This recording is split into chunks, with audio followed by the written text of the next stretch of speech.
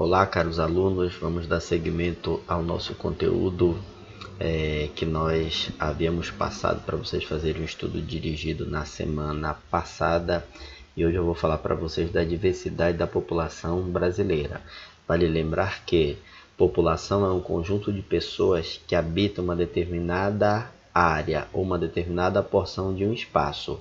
E quando se fala da população brasileira, nós vamos observar que o Brasil é um país mega diverso, ou apresenta uma grande diversidade. E tal diversidade se deve em função de que a população brasileira se formou a partir da miscigenação ou a partir da mistura de três povos: o branco, português, o negro, africano, e o nativo que aqui vivia, que no caso eram os povos indígenas ou os povos primitivos que estavam espalhados dentro do território brasileiro. Então, a partir do momento em que ocorreu essa mistura, essa miscigenação, cada um desses três povos contribuiu diretamente com a sua cultura para dar origem à formação brasileira, e por isso que nós temos toda essa diversidade. Então, nós temos traços da cultura negra, temos traços da cultura branca e temos traços também da cultura indígena em função dessa mistura. Bom, seguindo, quando você observa a imagem que eu estou te projetando, tu vais perceber que majoritariamente a população brasileira é formada por brancos e pardos. Lembrando que não há exame para saber a qual cor a pessoa pertence. É de autodeclaração. Então, quando o IBGE faz uma pesquisa de amostragem para saber a cor, ele pergunta às pessoas qual a cor que a pessoa tem. Então, é de autodeclaração. Então, observe que você tem 45%, um pouco mais de 45% da população brasileira sendo formada por pessoas brancas, um pouco mais de 45% sendo formada por pardos e menos de 10% da população formada pela população negra.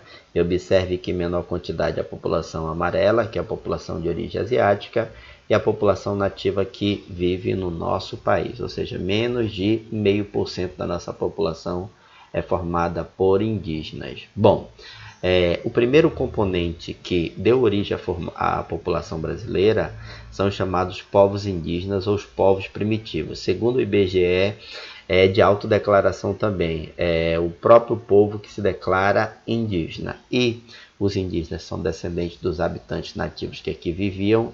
Bom, ao longo de todo o processo histórico de formação do nosso território, a população indígena ela foi decrescendo, ou seja, ocorreu uma redução da população brasileira. Isso se deve a vários fatores. O primeiro dele, a própria colonização portuguesa, no momento em que os portugueses praticaram verdadeiros genocídios, principalmente com a população indígena que vivia no litoral, que foi a primeira área ocupada pelos colonizadores portugueses. Posteriormente, com a entrada e conquista do interior, ocorreram também genocídios nessa parte do território brasileiro. Bom, segundo o IBGE, no censo de 2010, existiam perto de 900 mil indígenas no território brasileiro, e eles estavam espalhados em cerca de 305 etnias. Bom, e a maior parte dos povos indígenas acabam habitando a região norte, né? Aí eu deixo uma pergunta: por que os indígenas vivem principalmente na região norte?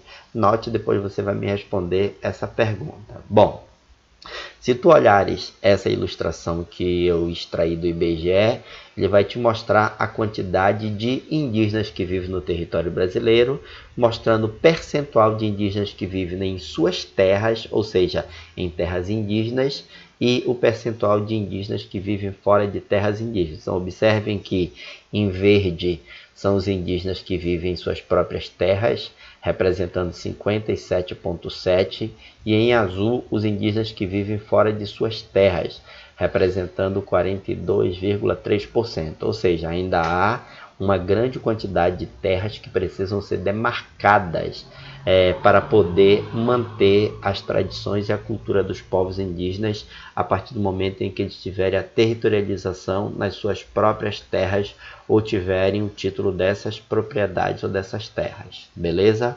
Bom, aqui nós vamos ter a distribuição da população indígena no território brasileiro. Como eu te falei há pouco, a maior parte dos indígenas vivem principalmente na região norte. Vamos pegar aqui o estado do Amazonas, em verde, tem mais de 80 mil indígenas. O estado do Pará, aqui em rosa, assim como outros estados, tem de 20 a 40 mil indígenas, etc. Então isso daqui mostra um percentual significativo de indígenas vivendo principalmente nessa região, que no caso é a nossa região ou a região norte. Bom, depois nós vamos para o segundo elemento, que são os povos africanos. Esses povos aqui foram trazidos de forma forçada para o Brasil entre o século XV e o século XIX.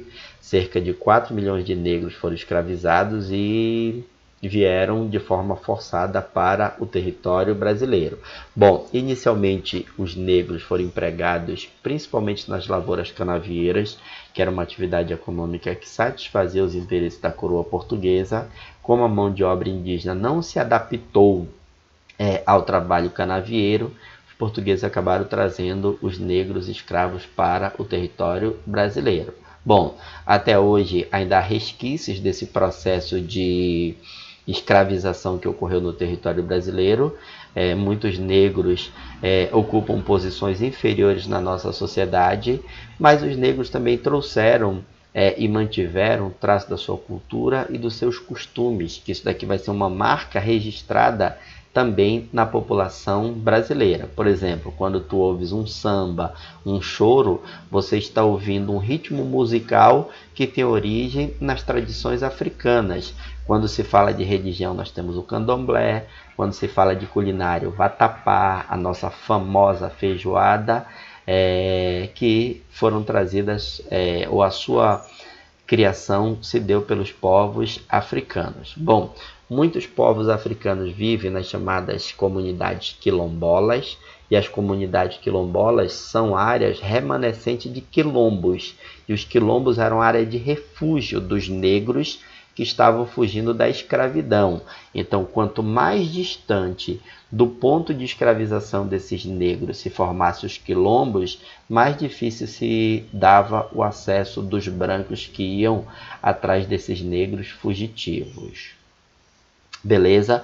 Bom, eu espero que todo mundo tenha compreendido essa primeira parte.